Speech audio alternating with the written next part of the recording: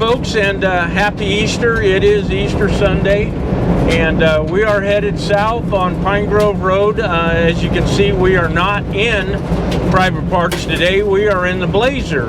We're going to go ahead and the 1009 Blazer, we're going to go ahead and take the Blazer out and make sure that the power steering leaks that we repaired and the axle seal that we repaired stays repaired. So at any rate, we're going to head south past Flying M Ranch and try to get into the East Walker. Most of the places that we could normally get to this time of year are just either still snowbound or the roads are just too muddy and slick to try to get into, and all you end up doing is just tearing things up and getting stuck and, you know, creating a problem, and but mainly just tearing the roads up.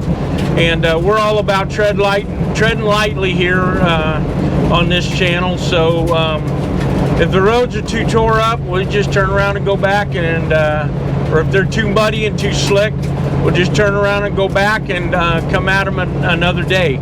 So at any rate, come along for the ride, and hope you enjoy it.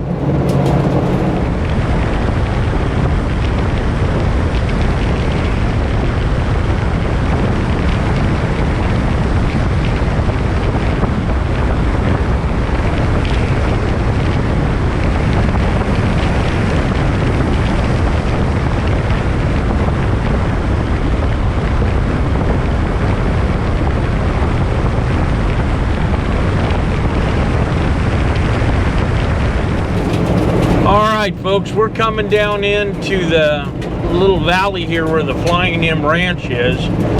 Flying M Ranch was owned by, and I believe still owned by, Baron Hilton of the Hilton Hotels fame, and yes, of Paris Hilton fame, I guess. Any rate,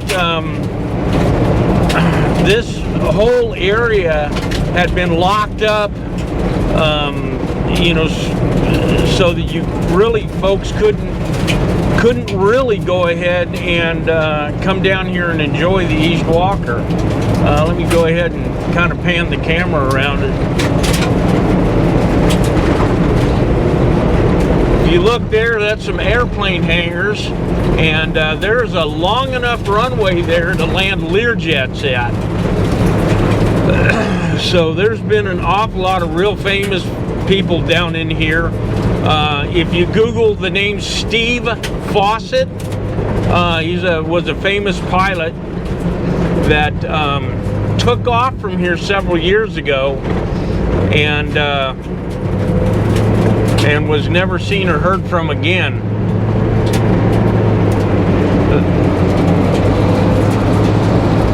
But that's the ranch houses down in there, and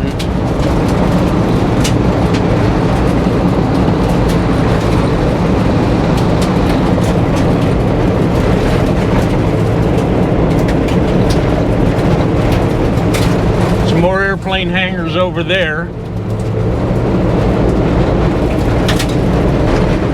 But at any rate, I was saying that you know, he used to have this whole area locked up so that there was very little access to the East Walker River for fishing and recreation. And over the last several years, there's been a conservatorship that has purchased a lot of the land, and I'm not real sure what all of the land deal is entails, but it's opened up a lot of the areas that they used to have fenced off, gated off, no trespassing signs and everything else like that, and open it up to the public, which has been kind of nice. But at any rate, so like I said, there we go. We're through the Flying M Ranch, and there's a couple of other ranch houses down the road here a little bit further, but a little bit south of here is where we're going to try to find our turn off to cut back west and try to get into the river.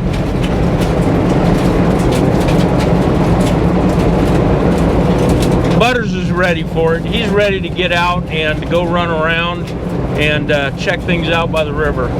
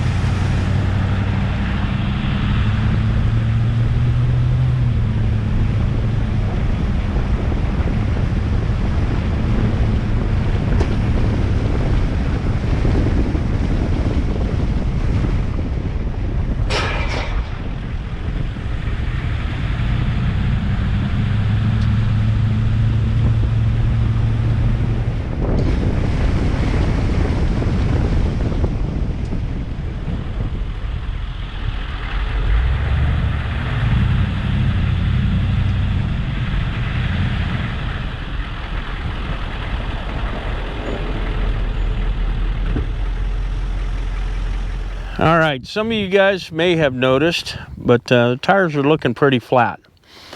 I've aired these tires down to about 12 psi, and the reason why I do that is this is an old square body. These things ride rough, and so by going ahead and lowering the tire pressures, dropping them down, and they're down about 12 psi, it goes ahead and smooths the ride out, not only for the occupants of the vehicle, but it goes ahead and smooths the ride out for the truck and don't rattle the truck apart near as bad. Now, before we head down in, we are going to go and we are going to lock in the hubs. And I know you see a lot of channels and the guys just won't lock the hubs in until they're stuck, or until they're just about stuck. What I like to do is I like to lock the hubs in because I don't have lockers on the front end of this thing. So I like to lock the hubs in before I get down into an area that I might need the four-wheel drive, so that when I go ahead and get to a point where I need the four-wheel drive, all I got to do is grab the lever in the cab and we're good to go. So it also goes ahead and helps to exercise the hubs every once in a while, especially if you've got a vehicle that you don't take off-road very often, because there's nothing worse than being 35, 50 miles out in the middle of nowhere and then find out your locking hubs are stuck because you haven't used them in 4 years. So I always try to lock them in, and sometimes even, you know, if I know I'm not going to be going very far, or if I know I'm not going to be, you know, off-road for a while or something like that, I'll go ahead and lock one hub in and drive it for a couple of days, and then unlock it and then lock the other one in. It doesn't hurt anything, but what it will do is it will go ahead and give all the mechanism a little bit of exercise. That way it works when you need it to.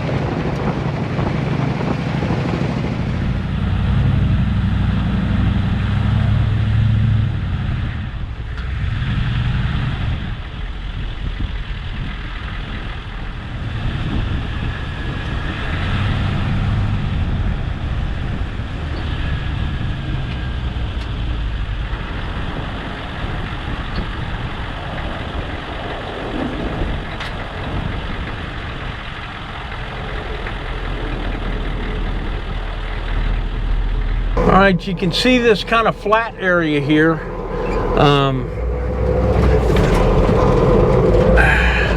I believe maybe it's down here a little bit further, but there used to be an irrigation ditch down in here.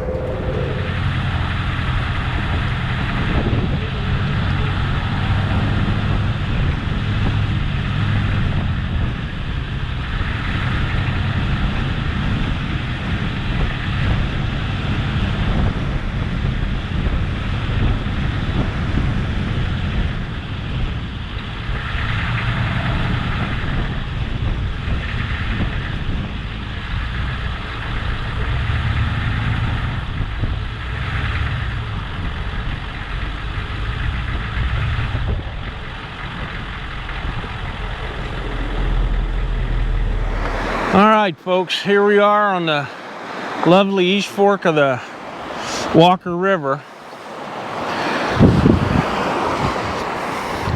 This is kind of a neat little camping spot down in here. As you can see by the way in, this is not for you to bring your little Subaru Outback or anything else like in. Because we don't have anybody like Matt's Off-Road Recovery around the area here. There's some guys out of Reno that'll come down and do off-road recoveries, but unless you got a pretty capable rig, don't try to come down here. Now where we're walking to here is a little spot kind of around the bend here, because this whole area used to be irrigated. I got to make sure Butters is able to make it through here. He kind of has a rough time. Come on, buddy. Come on, buddy. Come on. Come on, dude. Right here. Here we go. Here we go. Yeah. He don't like to be left behind.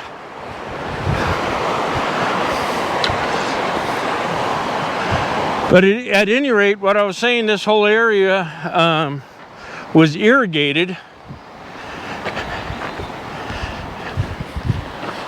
And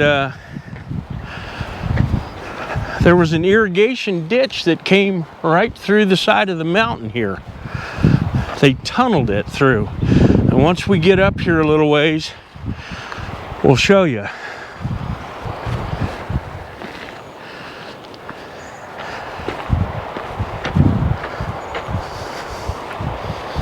Got to make sure the puppy dog is able to keep up. He's, like I said, 15 years old, so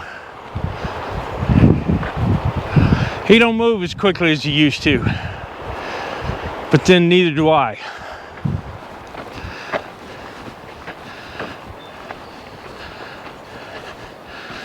And you can see right here is where the irrigation ditch used to come through the side of the mountain. And then you can see there's some concrete work there, and then it would flow down into this viaduct here. And I don't know how long it was operating till, but I'm not going to walk the whole way. Little Butters is just dragging butt, and he's having a hard time. But around the corner here is a farmhouse or ranch house. We can't get down into that. I don't think that we can. I've never tried it. I've seen signs, but I also don't know whether those signs are still in force now. So, but yeah, that's pretty cool.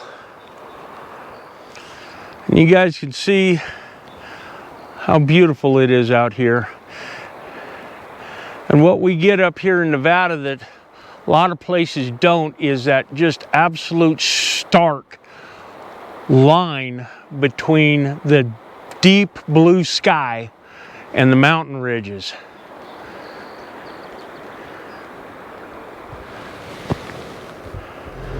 All right, folks, well, we're going to go ahead and head out from this spot. We're going to go down to another spot real quick, and then we got to get home because my niece, I believe, is cooking an Easter dinner type thing, so hopefully I ain't going to be late. So let's get moving.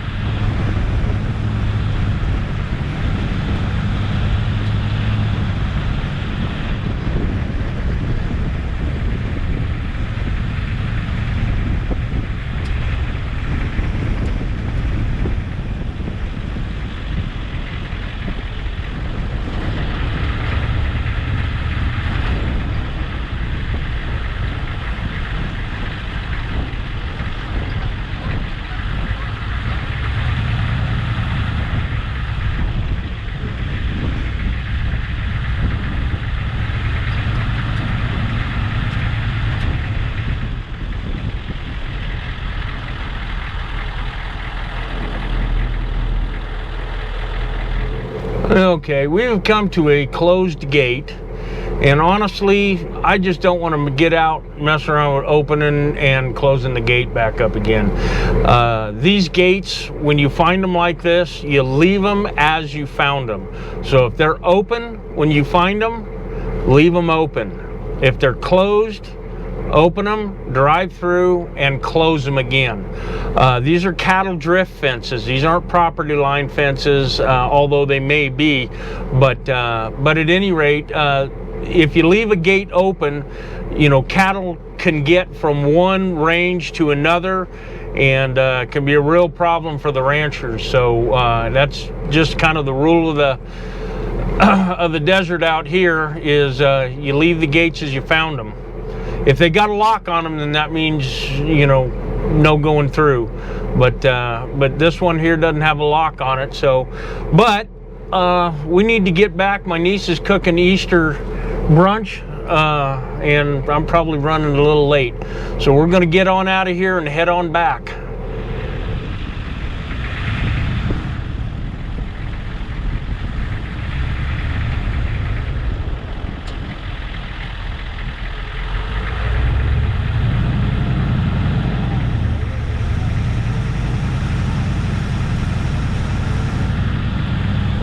All right, now we're heading up the canyon and out.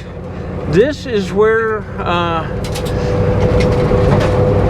the Blazer's going to have a little bit of an advantage over the 151 in a couple of spots up here. The 151 does not have any kind of a locker. Basically, you've got in four-wheel drive and out, but they're both open differentials. The rear end on these Blazers, it's a corporate GM corporate 10-bolt, and it does have a locker in it. It's not a limited slip.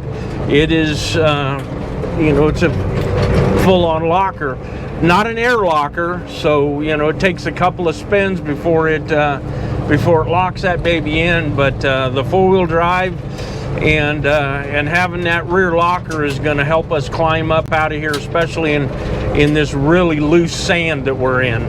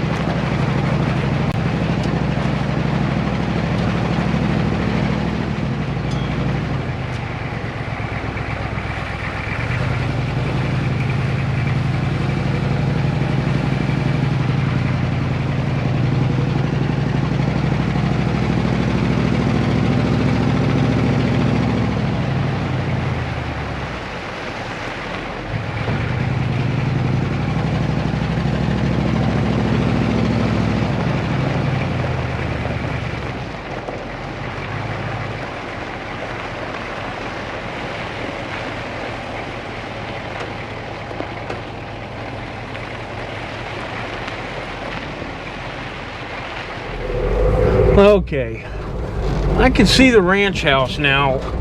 So we're going to drive this little road down here down to the gate, and we'll see if the gate is open. A lot of this property and a lot of this stuff used to be part of the Flying M Ranch, and I do not know if it is still in the area, because there's a spot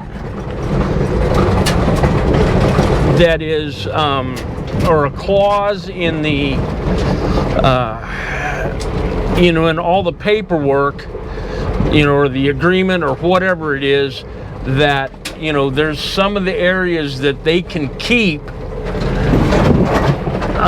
until Baron Hilton's death or something like that. So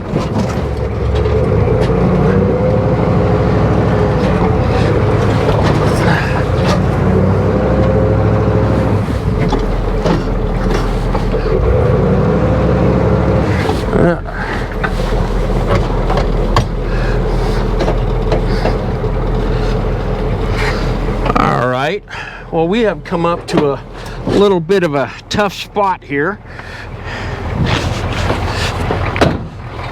So I'm going to set the camera out over here and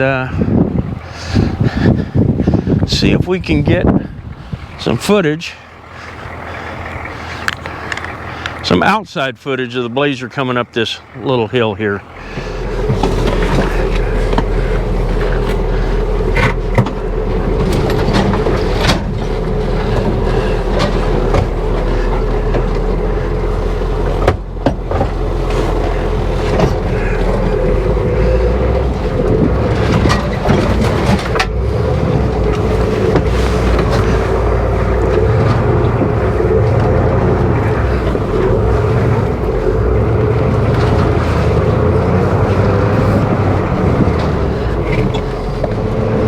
But I am looking at the gate up here, and it appears to be locked. So we'll see once we get up there.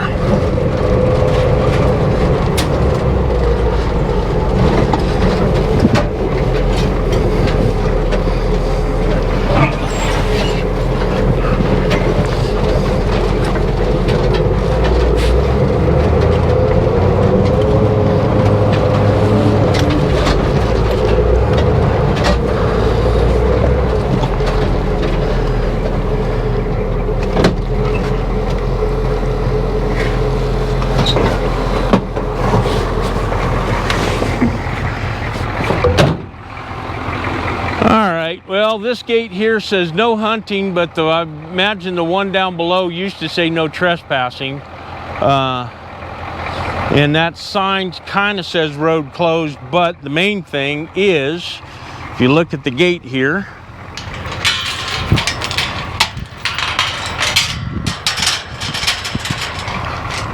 it is locked. So we are not going to try to get through this gate.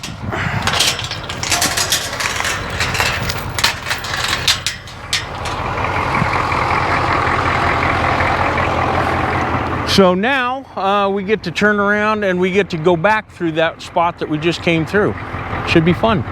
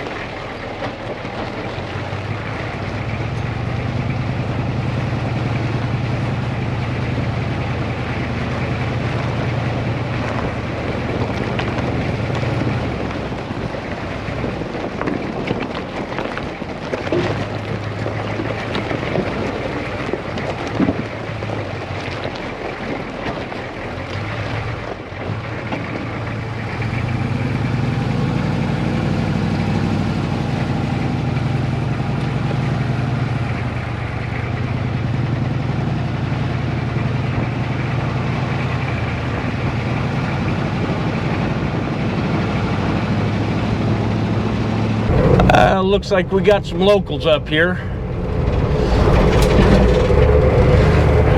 Just remember, folks, that all this whole area up here is all open range, which means that the cattle run free, and believe it or not, the cattle have the right of way. This is something for you guys that have your side-by-sides and stuff like that to remember. You come out here tearing around and hauling butt through the hills. It's all well and good, but if you hit one of these critters, it is not only going to mess your whole world up, but it's going to mess your whole world up twice. Because not only are you going to have to pay for the damages to your vehicle and injuries, which you'll most likely sustain, but you're also going to have to pay that rancher for the cow that you hurt or kill. So just keep that in mind, when you decide to come out here like this, into these wide open spaces. There's a lot of people out here, a lot of different activities, a lot of things that are going on out here. And, we got to share this land. This is public land. This is our land, everybody's. And that means the ranchers, that means the dirt bike guys, that means the guys on mountain bikes, pickup trucks, Jeeps, you name it. It's all of ours, and we all have to share this land. So just keep that in mind. That's kind of part of the,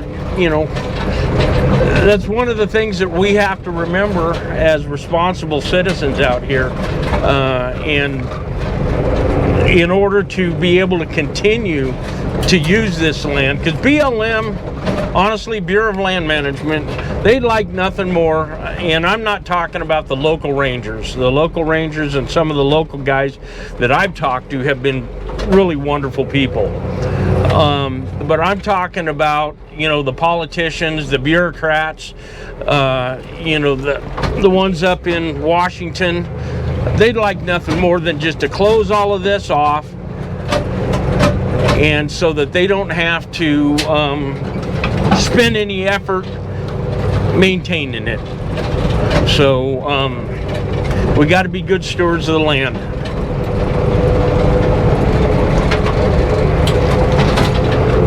Oh, now we are back out to the main road, not to the paved road yet, but to the main road. So I'm just going to go ahead and we'll time lapse the heck out of this, getting back to the pavement.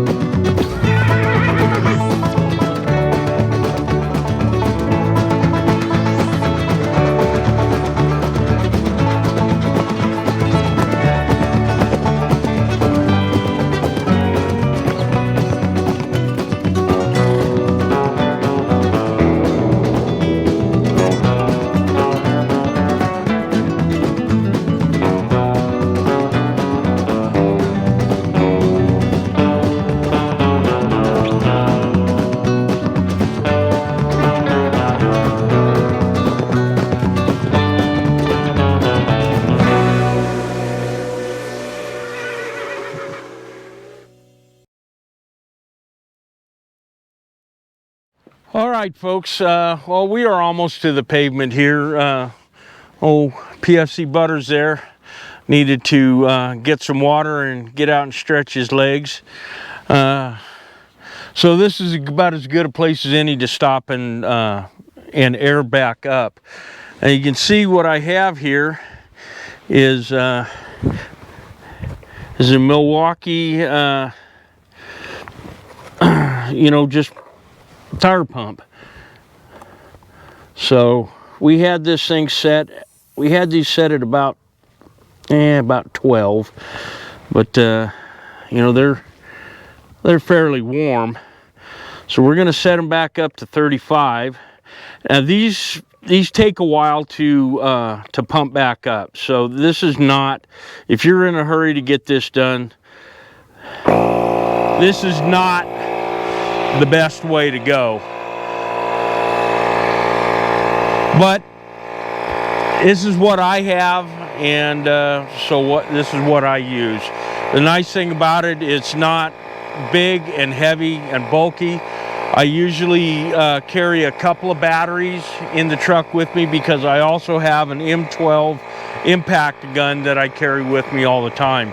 And so I can grab the inflator and I can grab the bag with the sockets and the impact, and I can go between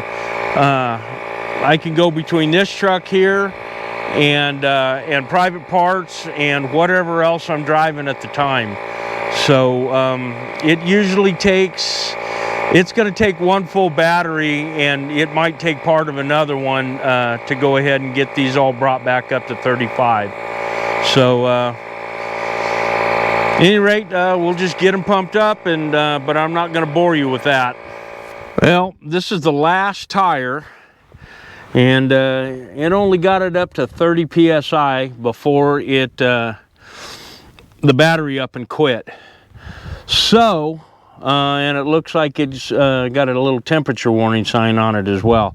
So we're going to let it cool down for a couple minutes. This is a 4 amp hour battery that's in it, so we're going to throw a 6 amp hour battery in it here in just a minute and finish it up. But this whole little pump does work pretty good. I'm going to try something a little bit different, maybe a little bit later on down the road, but for now it seems to be working okay. All right, folks, while we're waiting for that little air pump to cool down enough so I can finish off the last 5 pounds on the last tire, we're going to go ahead and end this video up here. I want to thank you guys, number one, for watching, and remember to please like, share, and subscribe. It's going to help this channel be able to continue, going to help me be able to continue to do this and to improve the channel over time. So I hope you guys really enjoyed it. Stick around, we're going to have more coming.